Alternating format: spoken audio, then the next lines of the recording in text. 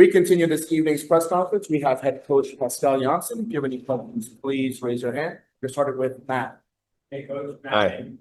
Hi, Matt. Talk a little bit, you guys. You had the chance in the first half, and a lot of comments.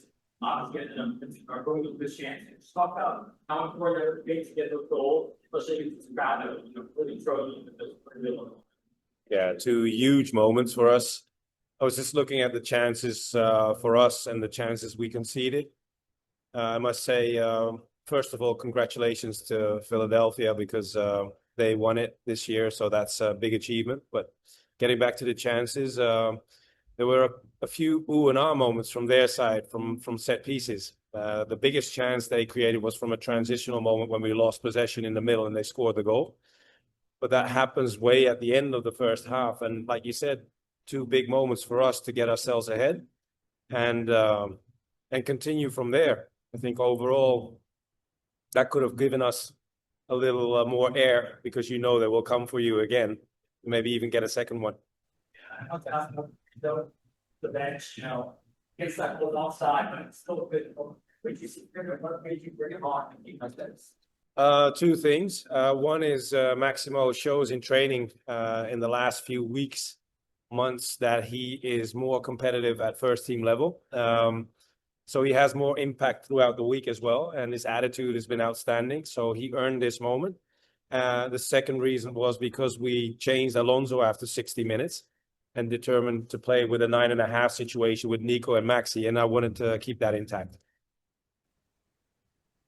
Hey, Pascal. Ben, Hi. New York. Hi. I'm curious, what made you want to change the formation from the setup that you had in the Red Bull game last week? Well, with Aiden not starting, you mean? With Aiden not starting and Justin moving into the midfield. Yeah, that was the reason. Justin had to move into midfield because Aiden was taken off. Aiden is now close to 60 games.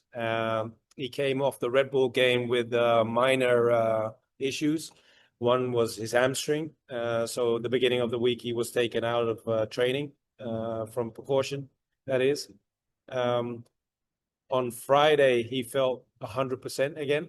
But that's simply not enough in order to have the starting position. And we have to take care of him as well, going to the national team. And like I said, close to 60 games already. Understood. And with that being said, are there other players that are also feeling similar fatigue now, 30 plus games into the season?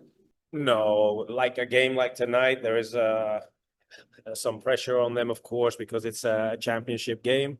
But I think they enjoyed it overall, apart from the little errors that we made.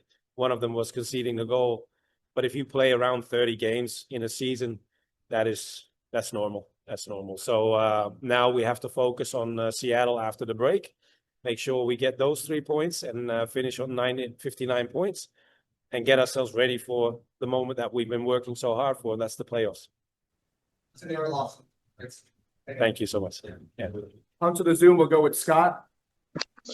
Hey, Coach, how are you? Scott Church from Stream Punk Soccer. Hi, Scott. Hey, Coach. So Kevin O'Toole took the bad yellow card in the first half. Have you spoken to him about that yet? And how much of an impact did that have on your decision to pull him for the second? Thanks. Yeah, that was the main reason. I thought Kevin overall played an okay to good first half. He did his job by playing the wide areas and as a double six in established build-up situations, which also created our biggest moment in the first minute with Alonso. But the whole game was a little more focused on set pieces from Philadelphia side. And taking a yellow card like he did with that throw-in, even though we were also convinced that it was our throw-in, he took an unnecessary yellow card. So with the type of game that it was today, the physicality that was needed at some times, we couldn't risk having a player with a yellow card on the pitch in this moment. Michael?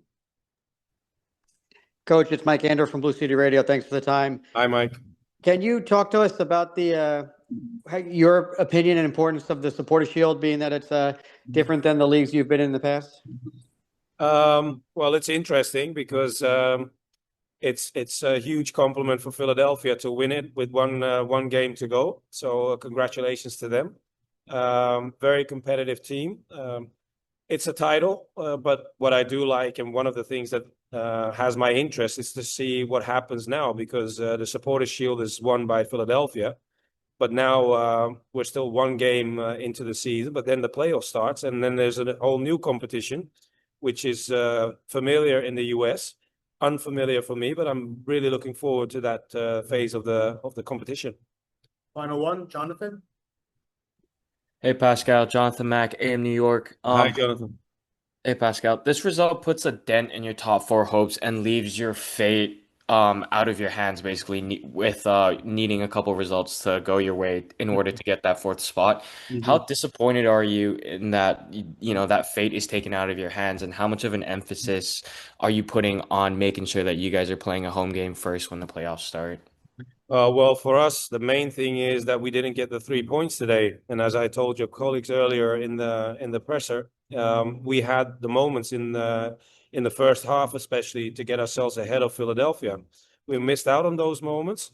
The other games that we played against top-seeded teams, we got the goals, or we came back into the game, like Columbus, for instance.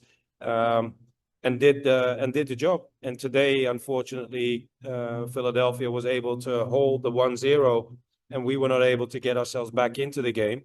Unfortunate, but for us now, like I said, the main focus is on getting the 3 points against Seattle, finishing on 59 points, and then we're going to focus on the playoffs. And whatever position we finish, the playoffs is the main goal for us to perform again and get on top.